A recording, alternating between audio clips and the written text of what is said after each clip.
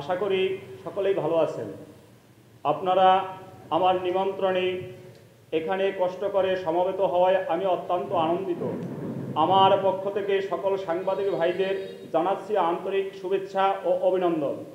আপনাদের সকলের সঙ্গে সাক্ষাৎকার, কুশল বিনিময় ও ঘটনার বিষয়বস্তু তুলে ধরার জন্য আজকের এই আয়োজনের মূল উদ্দেশ্য। আমি আপনাদের অতি সুপরিচিত। আমার নাম মানিক চক্রবর্তী, পিতা মৃত মেঘনাথ চক্রবর্তী। আমার বাড়ি নাজিরপুর উপজেলায় ৩ নং দেলবাড়ি দোবরা ইউনিয়নের গাউখালী গ্রামে।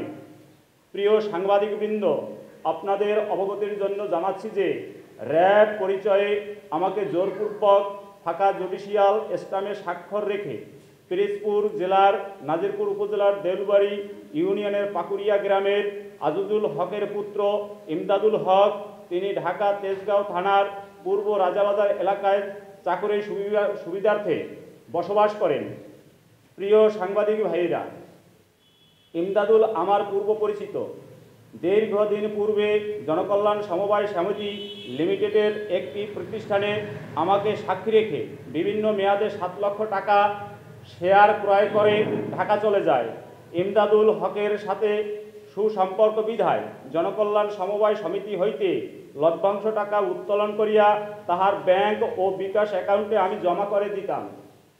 বিগত 9 জুন 2023 তারিখে পিতৃ শ্রাদ্ধ করিবার জন্য আমি সীতাকুণ্ড যাওয়ার পথে সাইদাবাদ এলাকা থেকে ইমদাদুল হক সহ তার সাথে থাকা Mohammad Naimul Howlader, RAB 10 battalion mobile 01738608632 ও মিঠু ভাঙ্গা ফরিদপুর মোবাইল নাম্বার 01963726586 ও অনেক লোকজন আমাকে আটক করে অস্ত্র ঠেকিয়ে প্রাণনাশের হুমকি দিয়া 100 টাকার 3টি নন জুডিশিয়াল ফাঁকা স্ট্যাম্পে স্বাক্ষর রাখে।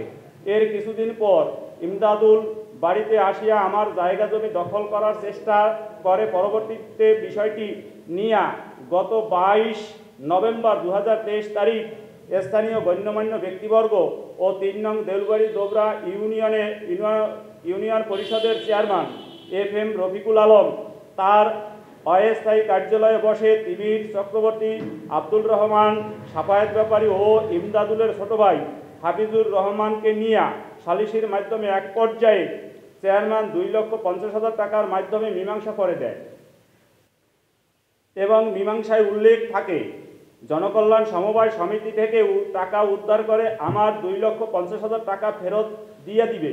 কিন্তু ওই সমবায় সমিতির নামে কোনো মামলা না করে পুনরায় আমার কাছে 4,50,000 টাকা দাবি করে এবং বিভিন্ন সময় ভাড়াটিয়া লোকজন পাঠিয়ে আমাকে বলে টাকা দিবি, না হয় বাড়িঘর ছাড়িয়ে ভারতে চলে যাবি।